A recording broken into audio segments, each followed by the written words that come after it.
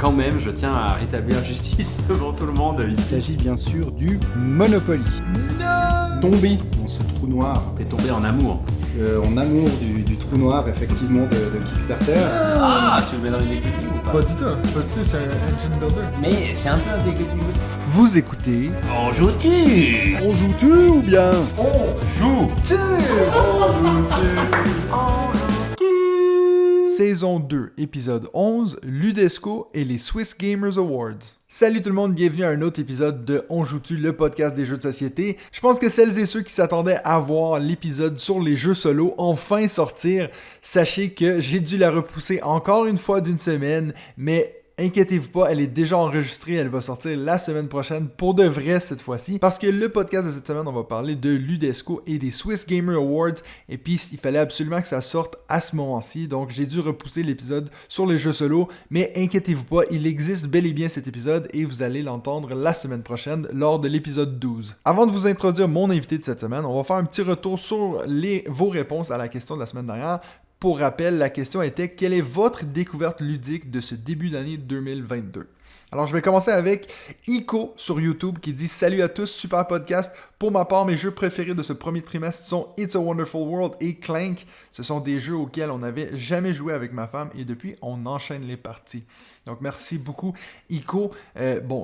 Tu parles en plein dans mes goûts. Hein? It's a Wonderful World et Clank, c'est deux excellents jeux qu'on en a déjà parlé en long et en large sur le podcast. D'ailleurs, ce soir, au moment où je suis en train d'enregistrer cet épisode, je vais avoir mes amis Hugo et Max qui viennent pour qu'on puisse continuer notre campagne de Clank Legacy. Donc, merci beaucoup, Ico. Ensuite, on a encore une fois sur YouTube Lamalice65 qui dit « Super bon podcast, encore une fois. En effet, je pense qu'il faut démocratiser le jeu de société et lui faire quitter l'élitisme. Pour moi, la clé, c'est le plaisir et les partenaires. Tu as beau jouer le meilleur jeu du monde, si tes partenaires sont nuls, ça donne rien. Je pense que mes découvertes du trimestre vont prouver qu'on peut s'amuser peu importe le niveau pour moi. Ce trimestre, c'est Machina Arcana, Freshwater Fly et Fantastic Factories. Donc bien sûr, là, on fait référence aux commentaires que j'avais fait, comme quoi il faut arrêter de vraiment dire que les jeux de société, c'est que les jeux experts, c'est que les gros jeux. Les jeux, c'est pour tout le monde. Ensuite, on a un commentaire que j'étais très content de lire, mais en même temps très déçu. C'est Maxime Limon sur YouTube qui me dit « Summit the Board Game est évoqué. Il est dit qu'il est dispo uniquement aux US, mais je vois qu'il est présent sur Philibert en version française sous le nom Sommet. » Bonne nouvelle, je connaissais pas ce jeu, merci pour cette découverte. D'ailleurs, j'ai lu ton commentaire beaucoup trop tard, Maxime, j'en suis désolé parce que t'aurais pu me sauver beaucoup d'argent, parce que moi j'ai directement acheté le jeu aux États-Unis, et puis il est en train d'arriver donc par bateau, je sais pas trop comment, j'ai pas été capable d'annuler ma commande, et puis donc je vais payer le double du prix pour un jeu que j'aurais pu prendre en France. Ça m'énerve tellement ces jeux qui ont changé le nom en français, en anglais.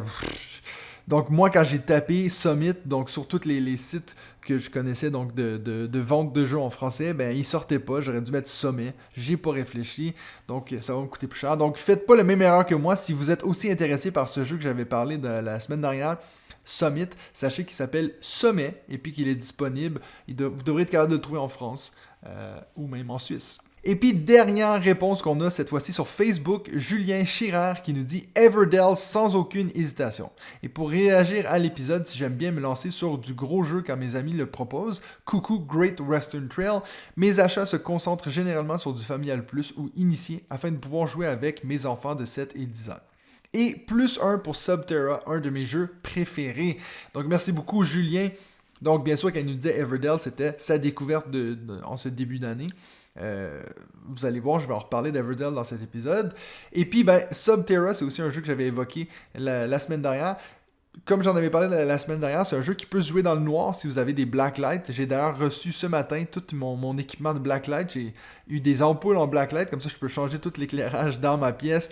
En plus d'avoir une petite lampe de poche Blacklight, je suis prêt à me lancer dans mon Subterra. Je vous lance déjà la question de cette semaine. Donc, on parle dans cet épisode-ci du plus gros festival de jeux de société en Suisse. Donc, la question de cette semaine, c'est quel est votre festival de jeux préféré? Donc, c'est le temps, là, si vous voulez faire un peu de publicité pour des festivals peut-être qui ne sont pas assez connus dans votre région. Donc, mettez-moi ça soit dans les commentaires de la vidéo sur YouTube, soit vous écrivez votre réponse sur la page Facebook, ou sinon, vous m'envoyez bien sûr un mail email à jouton@gmail.com, joueton@gmail.com. Donc sans plus tarder, je vais maintenant vous présenter mon invité de cette semaine. Alors aujourd'hui, j'ai un invité très spécial, c'est pas Benji, c'est pas David, c'est Loïc de Ludesco. Comment ça va Loïc? Mais ça va très bien.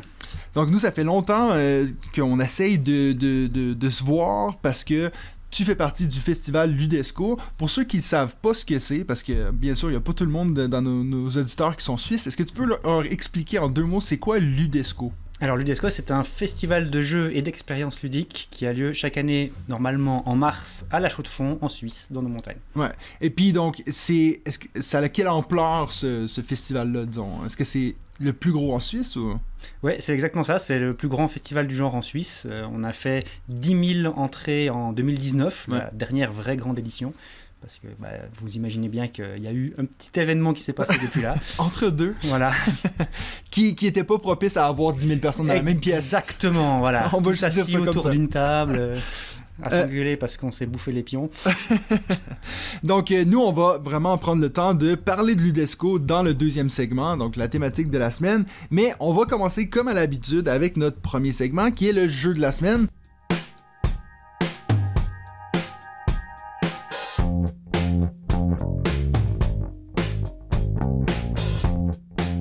Donc pour le premier segment, moi je vais vous parler de mon jeu de la semaine. Mon jeu de la semaine, c'est Everdell Pearlbrook.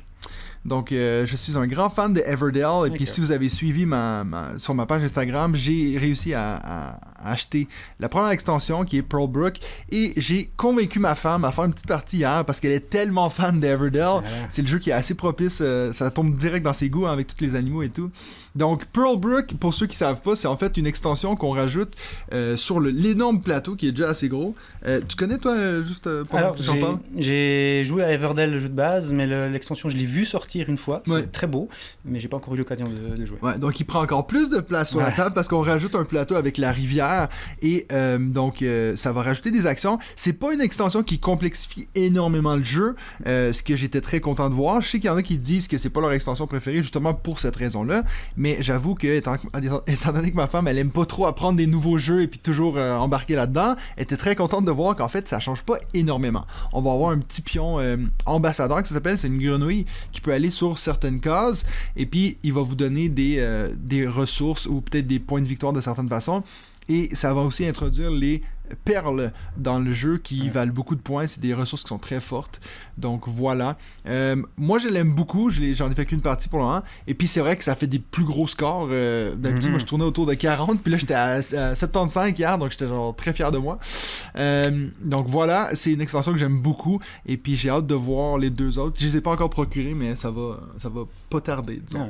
Ah ouais. Tu le vends bien en tout cas. Ouais, c'est ça donne clair. envie.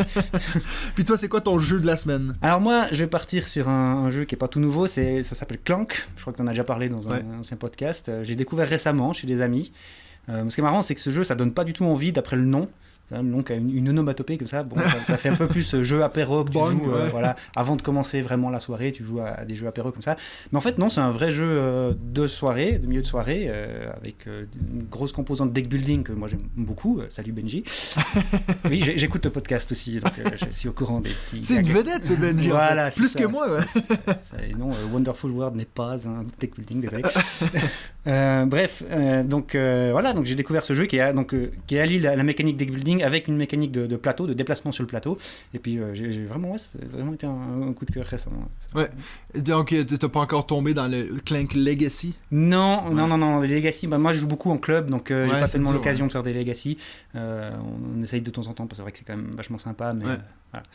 Ben, d'ailleurs, tu me fais penser à ça. Pour ceux qui écoutent religieusement les podcasts, vous allez peut-être vous souvenir que Loïc avait fait une intervention lorsqu'on parlait, on avait presque fait une thématique sur une de tes questions qui était « Qu'est-ce que vous pensez des jeux à usage unique ?» Donc moi et David, on avait débattu un peu là-dessus. Puis ça venait de toi, cette question-là. C'est ça. Parce qu'en fait, ça m'avait un peu choqué quand j'avais découvert The Escape, c'est ça?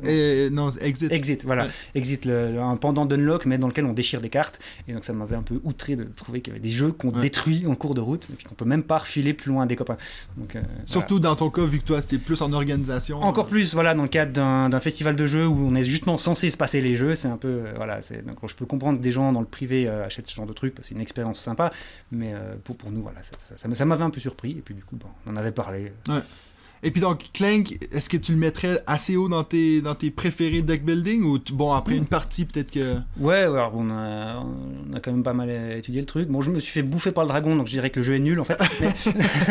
Non, il est vraiment bien dans la mécanique. Bah, justement parce que la mécanique deck building toute seule, on a déjà Dominion qui remplit complètement bien ce rôle, comme tu le sais très bien. Vu qu'on le sait tous très bien. Voilà.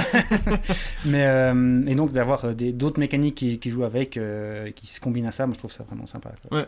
Ben, c'est vrai que tu dis que le titre, ok, tant pis, mais moi je trouve que cette idée de le bruit que tu fais, oui, mais je trouve que l'idée est assez cool de dire oui, faut pas réveiller le dragon. Dans l'histoire du jeu, dans la thématique dans le jeu, ça s'intègre tout à fait bien là-dedans, mais dans le titre, ça fait pas envie. Un jeu qui s'appelle Clank, ça fait pas envie d'y jouer. Enfin, en tout cas, moi, ça me donne pas envie d'y jouer. Voilà, ou alors en petit jeu d'apéro en attendant que les autres arrivent. Toi, c'est chose, Bon, après, vu la taille de la boîte, c'est vraiment pas un jeu d'apéro. C'est ça. Une fois que tu vois la taille de la boîte, tu dis bon, il y a quelque chose derrière. Quoi, et puis effectivement, il y a quelque chose derrière. Donc, je vous dis, voilà, ne soyez pas rebutés par le titre. Essayez Clank. Puis donc, c'était le jeu de base ou c'est celui dans l'espace? Parce qu'il y a aussi un Non, c'est le jeu de base avec le dragon. Ok, parce que j'ai jamais fait celui dans l'espace, mais bon, après, moi, je suis pas trop espace. Donc, non, j'aime beaucoup Terraforming Mars.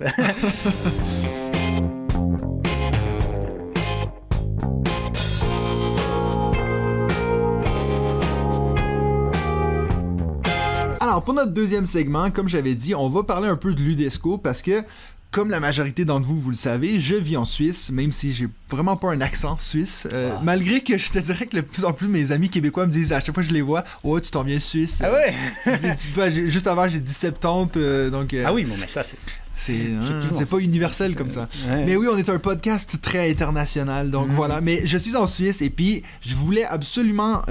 c'est pour ça qu'on s'était contacté, d'ailleurs, ça fait maintenant plus d'une année. Je voulais vraiment venir vers vous parce que j'étais venu, moi, avant même que j'aille ce podcast puis cette chaîne YouTube, j'étais venu au festival, je crois que c'était en 2017, on a essayé de retrouver les moments exacts, mais je crois que c'était en 2017 et puis j'étais ébloui de voir à quel point c'était un gros festival. Pourtant en Suisse on se dit tout est plus gros en France bien sûr, mais c'était quand même quelque chose que j'étais c'est cool. Donc c'est pour ça que je vous avais contacté une fois que j'avais commencé la chaîne YouTube pour un peu commencer à collaborer ensemble parce que vous avez aussi ce qu'on appelle le Swiss Game Awards qui est ce prix décerné, c'est un peu l'as d'or suisse quoi. En quelque sorte, alors c'est Swiss Gamers Award, donc c'est le prix des joueurs suisses. C'est les joueurs qui décernent le prix. C'est pas un jury qui délibère, c'est l'ensemble des joueurs. Effectivement, donc ça fait depuis 2010. Non, ça fait depuis 2011 qu'on fait le prix. Parce que le premier Swiss Gamers Award a été pour 2010, donc c'est toujours l'année d'avant. Et donc en fait, c'était qu'il y avait il y a longtemps un prix suisse du jeu, un Schweizer Spielpreis. Ça fait maintenant plus de 20 ans qu'il est tombé à l'eau. Je sais pas exactement l'histoire du truc.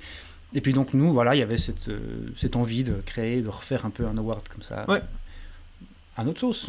Puis, donc, Ludesco, tu l'as dit un peu en entrée, donc c'est un festival de jeux, d'expériences ludiques, et puis, donc, toi, t'es pas tout seul là-dedans?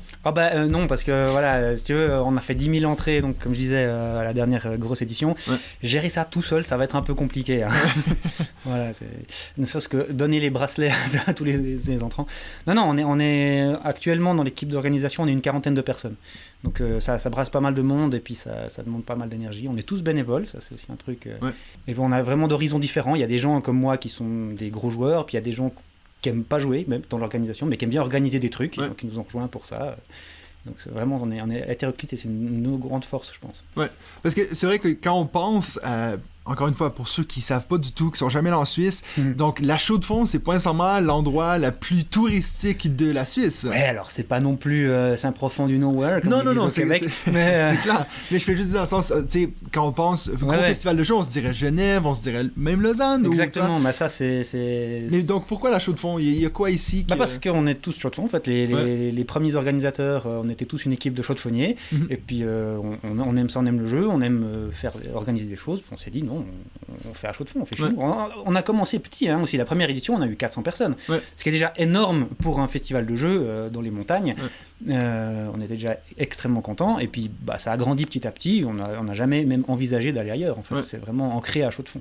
Et puis maintenant que vous êtes rendu à 10 000 entrées, que tu disais la dernière grosse édition du festival, est-ce que c'est plus facile, exemple, attirer des créateurs de jeux français? Est-ce que vous avez eu comme des noms de renommée qui viennent signer des jeux, des choses comme ça? Alors, on a eu des invités comme ça. On a eu Julien Delval, par exemple, qui est venu une fois signer. Donc, pour ceux qui ne connaissent pas, c'est l'illustrateur notamment des Aventuriers du Rail ou des choses comme ça.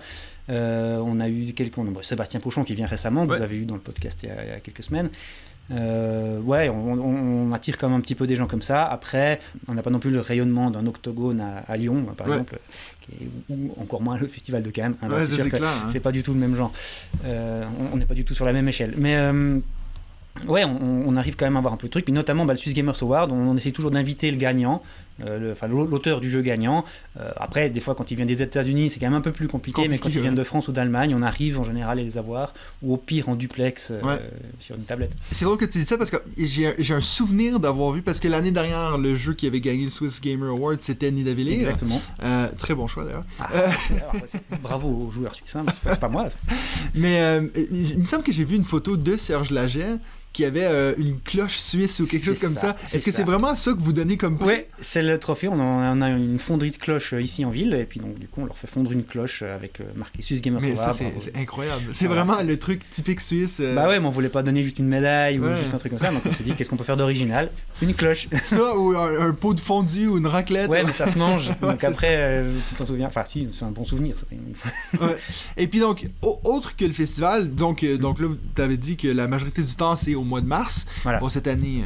les 2 dernières années, ça a été un peu plus chamboulé. Un peu plus compliqué. Mais le reste de l'année, ça fait quoi, le Ludesco? Vous organisez quand même des soirées jeux, Voilà, donc on a une collection de un peu plus de 1000 jeux, et puis ça sert à rien qu'on aille juste dans des cartons, dans des boîtes, et puis qu'elles servent à rien pendant toute l'année. Donc en fait, on a un local depuis quelques années, depuis 5-6 ans.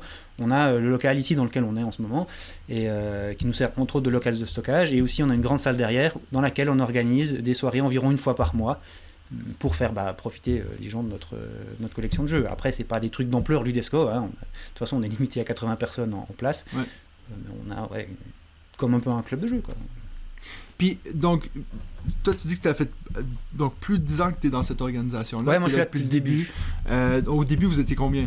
On était une quinzaine la première année. La plupart des gros mordus de jeux, hein.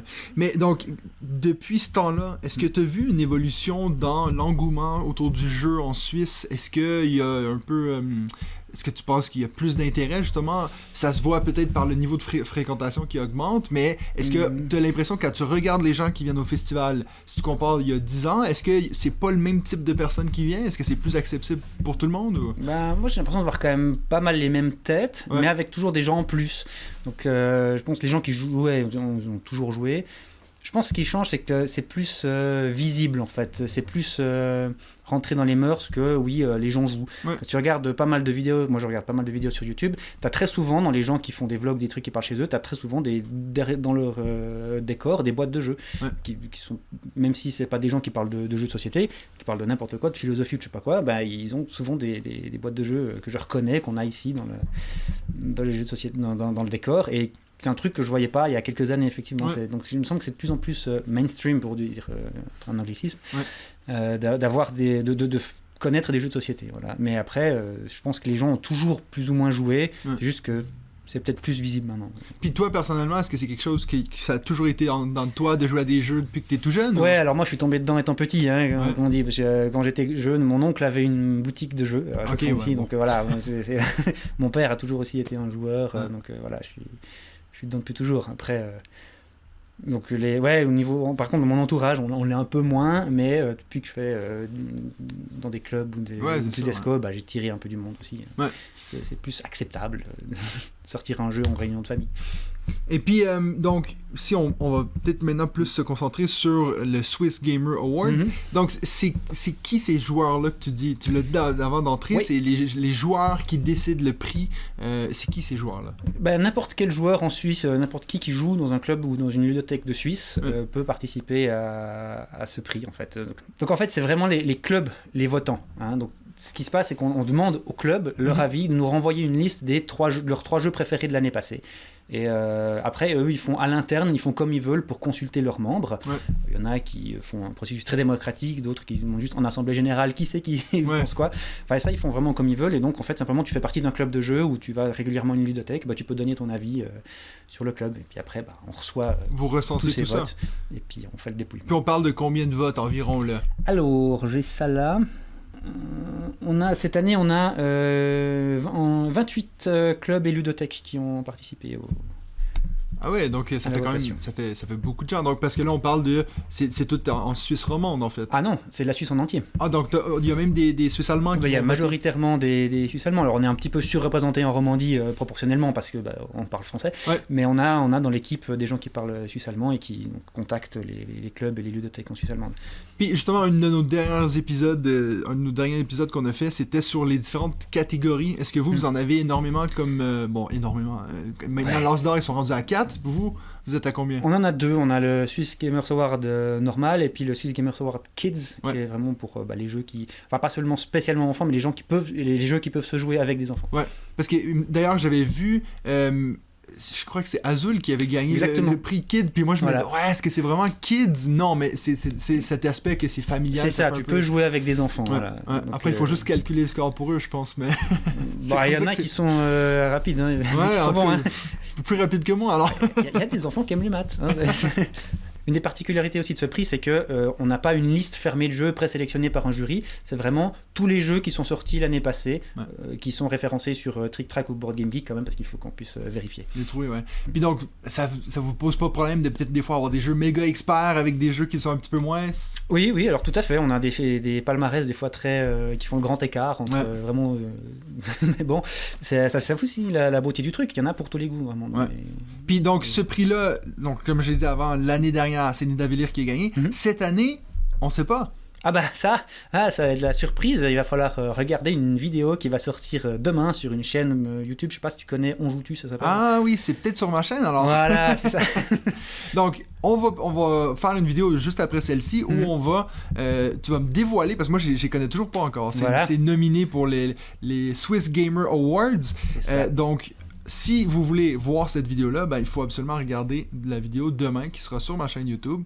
Bon, depuis avant, on dit demain, mais demain, c'est quelle date, ça, qu'on va annoncer les nominés? Ouais, alors pour ceux qui nous regardent dans le futur, effectivement, demain, ça veut dire le 26 mars. Parce 26 mars. D'ordinaire, on redonne le prix en main propre à l'auteur à l'UDESCO. Puis là, donc on a décidé de le faire quand même aux dates où normalement aurait dû avoir lieu l'UDESCO, qu'on a dû repousser, comme j'ai expliqué tout à l'heure. Et donc ça sera demain, le 26 mars. Et puis on va faire quoi? On va faire nominer et gagnant, ou est-ce qu'on nomine et ensuite gagnant le jour d'après? Non, on va faire directement le classement. On va arrêter de teaser tout le monde, quoi. À un moment donné, suspense, ça va bien. Donc c'est ça. Donc si vous voulez voir qui a gagné le prix des jeux suisses, donc pas les jeux qui sont suisses, mais des joueurs suisses. Voilà, le prix des joueurs suisses. C'est ça, c'est demain sur ma chaîne YouTube. Donc pour l'UDESCO, est-ce que t'as, je sais pas, disons que quelqu'un écoute ça en ce moment puis il se dit mais moi j'aimerais ça faire partie de l'UDESCO ou j'aimerais ça être bénévole, ou comment est-ce qu'on peut vous trouver? Alors on a un site internet, www.ludesco.ch. Vous avez toutes les infos là-dessus basiquement. Puis donc effectivement on recherche toujours des bénévoles pour le festival. C'est pour toute organisation, les bénévoles c'est le cœur en fait. C'est vraiment ça qui fait. Nous on organise ce qu'on peut, mais après sur place on peut pas servir 10 000 personnes au bar tout seul. Quoi. Ouais. Et puis donc, l'édition de cette année a été repoussée. Ça devait avoir lieu au mois de mars. Voilà, ça aurait dû avoir lieu ce week-end. Mais malheureusement, on devait prendre notre décision de la faire ou pas en janvier. Et puis, il y avait encore trop de restrictions à ce moment-là. Donc, on s'est dit qu'on repousse en septembre, les 10 et 11 septembre, donc à vos agendas. Puis, ce sera une édition donc, que sur 2 jours, un peu plus petite, parce qu'on était de nouveau pas sûr de ce qu'on pourra faire ou pas. Ouais. Mais ça sera quand même vachement bien. Ouais, of course. Et puis donc, là, vous attendez encore une fois à peu près 10 000 personnes ou... Non, sur un plus petit, on attend un peu moins. On sait pas trop dans quoi on met les pieds. Ouais. Et puis, tu as déjà une idée du programme, de qu'est-ce que ça va être ou... Alors, le programme en détail, ça, non, on l'a pas encore. Enfin, on travaille dessus en permanence. Ça fait 2 ans qu'on travaille un peu sur le programme, quelque part. Il y a des animations qu'on voulait faire en 2020, qu'on a repoussé, qu'on les a toujours. Puis d'autres, qu'on va faire nouvelles, parce qu'il y a des choses qui sont annulées, etc. Tu peux imaginer. Mais oui, donc pour parler du programme, on a à chaque fois, on me dit, donc festival de jeux, ça c'est la partie collection de jeux. On a les boîtes de jeux comme on connaît très bien. Ouais. On a un gros tas de jeux en plein milieu de la salle. Et puis servez-vous. Ce que je me souviens de quand j'étais venu, c'est qu'il y a ce côté où c'est comme 72 heures de jeu sans arrêt. Tu C'est peux rester 55 là. heures. 55 heures non-stop. Ouais, ça c'est un truc aussi, une particularité du festival. On ne ferme jamais. Ouais. On ne met jamais les gens dehors. Et il y a des gens qui jouent à toute heure. Ah, mais ça, c'est fou. Alors à 6h du matin, il y en a un peu moins et ils tirent la tête, mais il y en a. Ouais. Non, moi, j'ai regretté de ne pas avoir fait ça la dernière fois que j'étais venu parce que, bon, j'étais pas autant dans le monde du jeu que je le suis maintenant, mais c'est vrai que je me dis, ça doit tellement être cool. Tu sais, à 3h du matin, t'es encore en train de jouer. Ouais. On a une fois une personne qui a fait vraiment les 55 heures. Mais bon, voilà, c'était... à la fin, il n'arrivait plus à regarder droit. Hein. Ouais, c'est ça. Il faudrait avoir comme une médaille à donner ou quelque chose. Non, parce qu'on va pas trop encourager non plus ce genre de choses. On tient à ce que nos festivaliers survivent. Ouais. Donc, tu disais, il y a cette partie-là qui est jouer, puis il y a aussi une autre partie qui est... Les expériences de jeu. Donc là, c'est tout le programme. Là, je sais pas si vous entendez... Voilà, donc je fais écouter le programme de 2019, qui était épais, celui de 2021. On a fait une demi-édition en 21 quand même, on a réussi à en caser une. Il fait que 2 pages, mais celui de 2019, il en fait 30. Ouais. Voilà. Bon, il y a aussi des pages de pub, puis des pages de accès pratique, tout ça. Mais on a donc tout un festival, tout un programme d'animation. Alors ça va du tournoi de Skull King, par exemple, je dis n'importe quoi, au GN Grandeur Nature qui va faire pendant 10 heures, tu vas être dans un bunker à devoir trouver comment sortir ou essayer de survivre à l'apocalypse zombie. Ouais, moi j'avais d'ailleurs fait ça quand j'étais venu en 2017. C'était moi je suis pas très jeu grandeur nature, mais j'avais dit pourquoi pas tester. Et puis c'était sur le thème de Resistance, qui est un de mes jeux préférés. Et puis c'était on a reçu c'était des devoirs quoi. Il fallait lire sur notre personnage puis qui on incarnait et tout. Donc c'était assez cool. Donc je pense que si vous êtes fan de ce genre d'expérience là, ben il faut absolument que vous allez jeter un coup d'œil lorsqu'il y aura le programme complet. De toute façon, moi une fois que vous allez le sortir ce programme là, je le partagerai avec vous sur ma page Facebook. Donc, faire un peu de pub. Et puis, moi, je me demandais aussi, pour ceux qui savent pas trop, il vient d'où ce nom-là, Ludesco? Alors, Ludesco, il faut savoir qu'on a fondé donc, l'association en 2009, une année avant le premier festival qui a eu lieu en 2010. Et c'est aussi l'année de l'inscription de l'urbanisme horloger au patrimoine mondial de l'UNESCO. Donc pour savoir, les villes de La Chaux-de-Fonds-du-Locle, pour ceux qui ne connaissent pas, c'est un peu c'est des villes qui sont très très liées à l'industrie horlogère depuis une centaine d'années. Et donc il y a eu en 2009 l'inscription au patrimoine mondial de l'UNESCO de cette architecture horlogère un peu particulière. Et puis donc, c'est l'année où on a fondé l'association Ludesco, en 2009 donc, et donc on a fait un jeu de mots entre ludique et UNESCO. Ça sonne Ludesco, en plus ça sonne vachement bien. Bah oui, non, c'est pas mal. Ouais. À Ludesco, notre lieu principal, c'est ici la grande salle de la Maison du Peuple, c'est le cœur du festival, mais on essaye aussi toujours d'envahir la ville, ce qu'on appelle. C'est aussi pour ça qu'on essaye un peu de se lier avec l'architecture de la ville, c'est qu'on essaye d'utiliser un peu tous les lieux à disposition de la ville. On a été des fois dans des maisons historiques protégées et tout. Alors, faut faire bien gaffe à rien toucher, mais on peut faire des GN là-dedans, on est dans des bunkers de la ville aussi, des abris PSC, on a fait. Moi justement j'avais été dans un bunker. Ah voilà, un abri PSC. Donc ouais, c'est cool. Puis est-ce que je veux dire, la ville ici, est-ce que vous êtes un peu bien intégrés ou est-ce qu'eux, ils aiment pas trop ça, le gros festival? Non, ils sont contents. Ils nous aiment bien, la ville, ils nous aiment bien. Mais en général, la Chaux-de-Fonds est une ville très très culturelle. On a beaucoup d'activités culturelles. On peut citer le festival de la plage d'Issy-Pompe aussi, je sais pas si tu as entendu parler. C'est un des plus gros festivals d'art de la rue de francophonie. Ah, c'est cool. Ouais, non, c'est énorme. Donc c'est vraiment une ville qui a une vie culturelle très forte et puis la ville soutient beaucoup.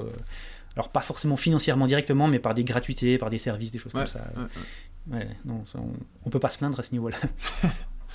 Donc merci beaucoup Loïc pour cette petite intro sur Ludesco. Je te laisse un peu le mot de la fin avant qu'on passe à notre troisième segment. N'hésitez pas à nous suivre sur nos réseaux sociaux, Ludesco, donc le site ludesco.ch, mais aussi on a Facebook, des trucs comme ça. Notez bien les dates du 10 et 11 septembre. Vous pouvez venir nous voir directement à Ludesco, le festival en petite édition, mais vachement bien. On essaiera d'y être en grand nombre, comme ça on peut compenser pour le fait que ce sera un plus petit festival. Ça, exactement. Faites craquer les murs de la Maison du Peuple.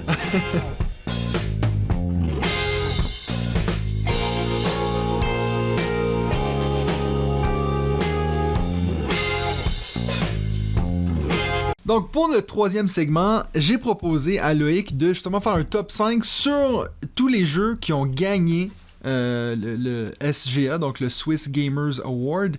Ça a été plus difficile pour toi, je pense, parce qu'au début, toi, tu pensais que c'était n'importe quel jeu qui avait été dans les top 3.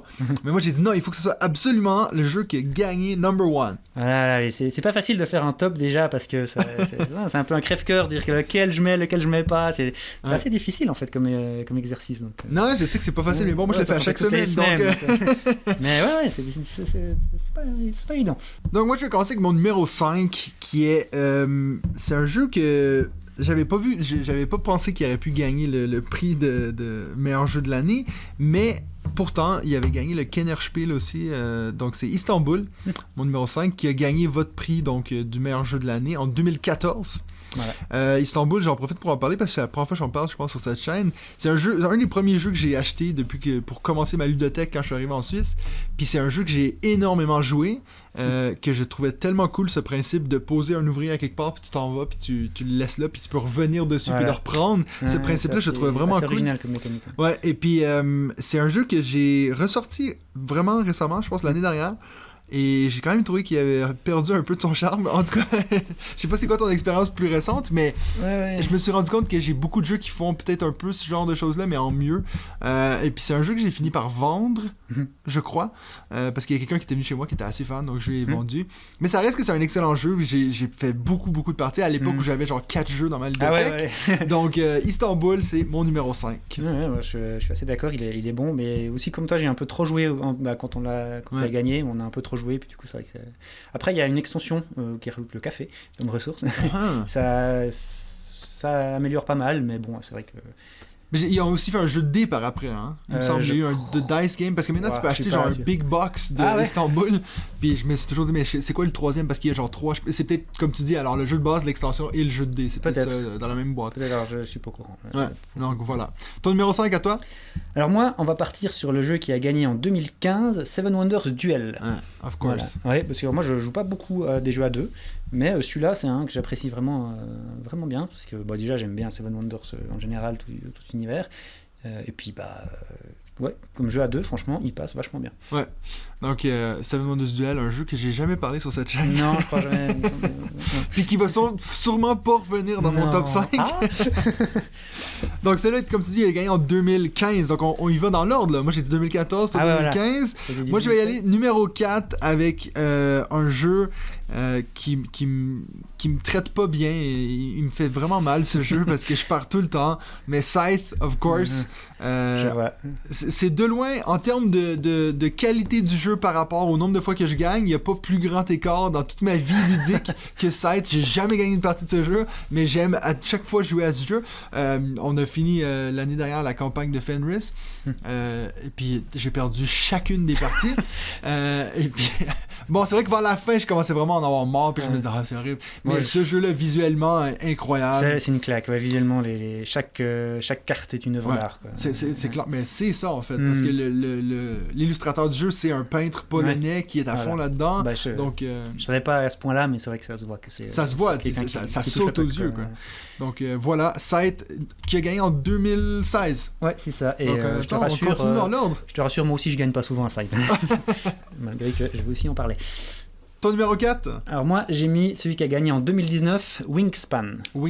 Voilà, alors plus pour le fait que c'est un jeu qui est très facile à sortir avec des gens. Des gens qui n'ont pas l'habitude de jouer, tu leur sors le jeu, il y a des oiseaux, c'est beau, puis il n'est pas si compliqué que ça. Il y a une tour à dés avec les dés qui tombent et tout ça, et c'est très parlant pour les nouveaux joueurs. Ouais. Puis c'est un jeu est-ce que toi tu joues avec les extensions ou pas? Alors on a l'extension Europe ici, effectivement, j'ai déjà essayé ça, puis c'est sympathique, ça rajoute des oiseaux, mais je sais pas s'il y en a d'autres. Il y en a un autre, Océanie. Ouais, d'accord. Qui change en fait le plateau de joueurs. Ah, carrément. Et puis qui rajoute une ressource qui est j'allais dire le miel, mais c'est pas ça, mais ça rajoute une ressource qui peut passer pour toutes les autres si tu veux. Ah, un joker. Mais ouais, j'ai jamais joué à celui-là. Mais la majorité des gens disent que Europe ça a rien parce que c'est juste des cartes en plus. Et puis l'autre, alors là, il y a vraiment quelque chose qui change le jeu. Mais je suis super d'accord avec toi, moi je vais aussi en parler parce que c'est mon numéro 3.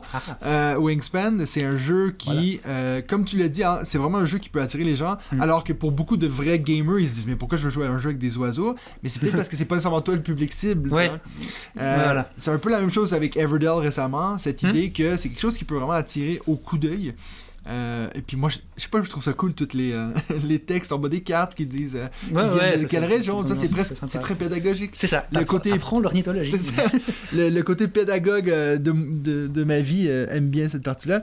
Puis en plus, je sais pas si toi tu savais, j'en ai déjà parlé dans le podcast, mais il y a une application que tu peux télécharger qui, tu peux scanner les cartes et ça beau. sort le bruit de l'oiseau. Ah, trop bien. Non, je Donc, sais pas ça. Ça, c'est quelque chose que... Puis en fait, il y a un petit Easter egg, c'est que si tu scannes celui qui est le... Comment t'appelles? Le beep beep, l'oiseau... Ah, le Roadrunner. le Roadrunner. Hum. Donc si tu scannes celui-là, il fait littéralement mimi.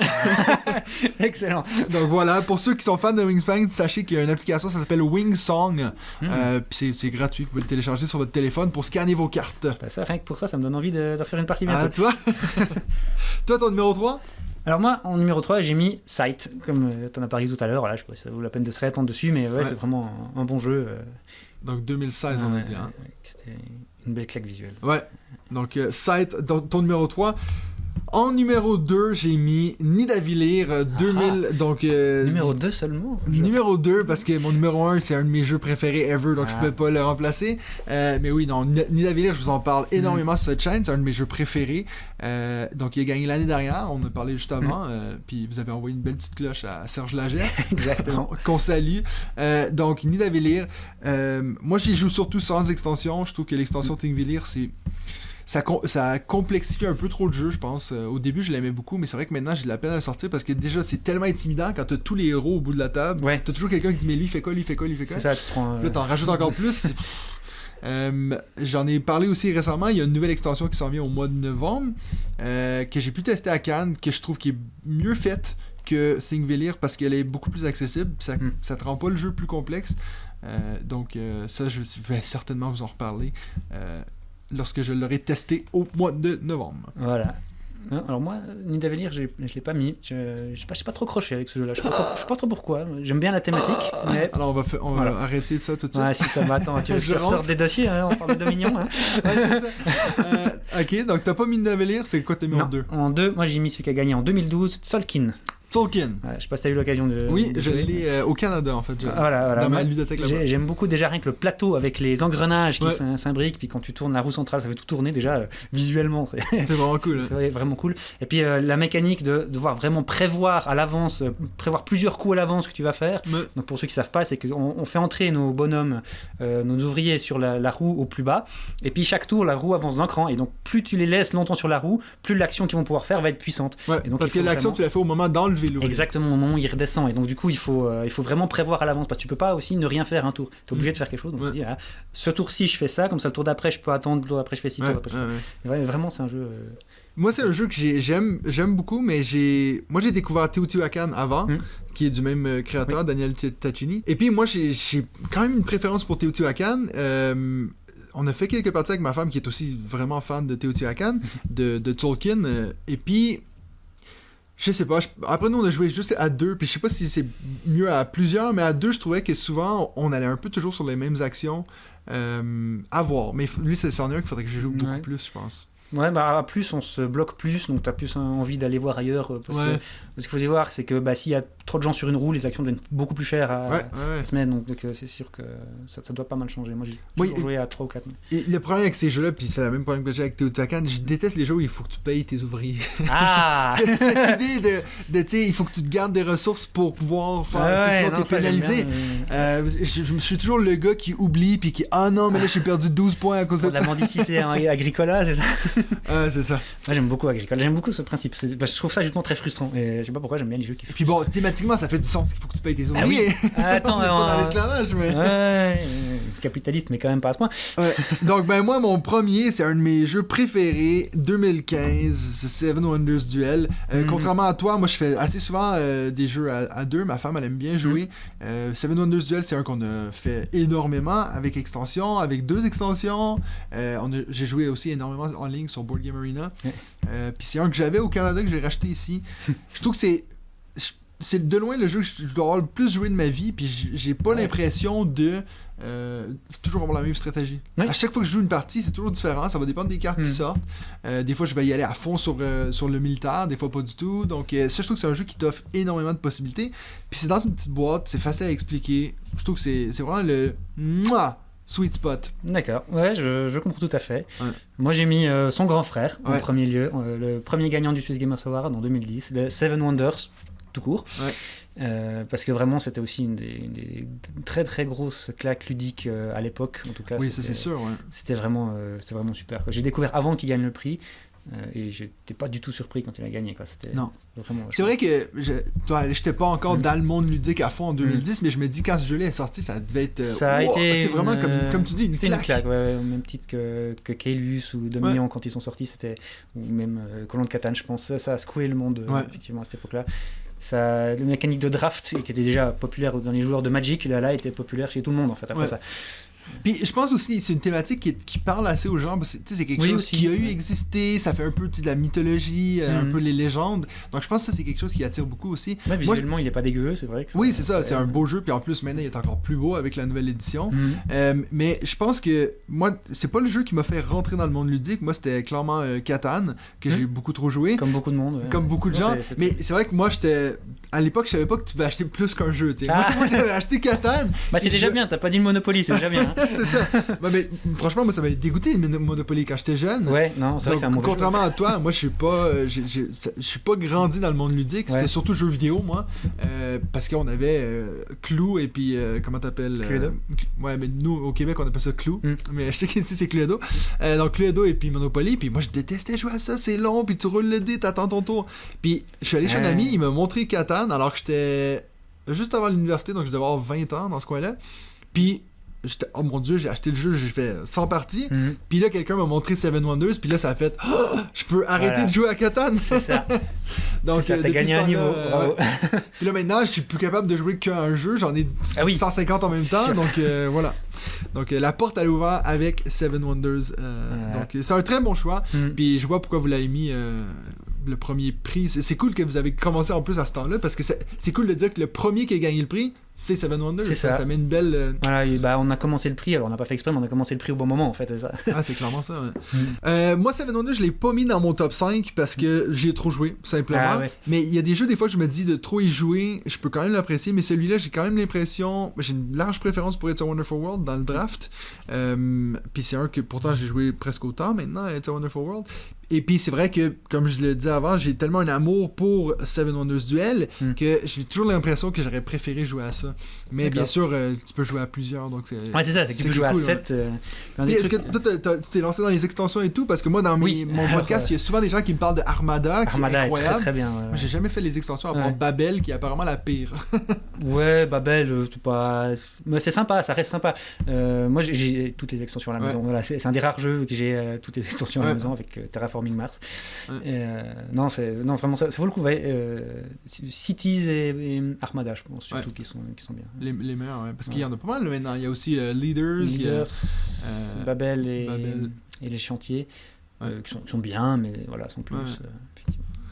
Alright, merci beaucoup Loïc d'avoir été avec nous cette semaine. Mais de rien, merci à toi d'être venu et de t'intéresser à m'être déplacé. Ce qui se passe dans les montagnes. Ouais, c'est ça. Donc sachez que le podcast est en vadrouille. Moi je me suis déplacé pour cet épisode. C'est ça. Ça va, t'as réussi à passer la neige. Ah, ça a été compliqué. Voilà. Il n'y a plus de neige à cette saison quand même. Heureusement. Donc, comme on l'a dit avant, si vous voulez voir les nominés du Swiss Gamers Award, rendez-vous sur ma chaîne YouTube demain. Et puis nous, on se revoit la semaine prochaine pour un autre épisode de On joue-tu?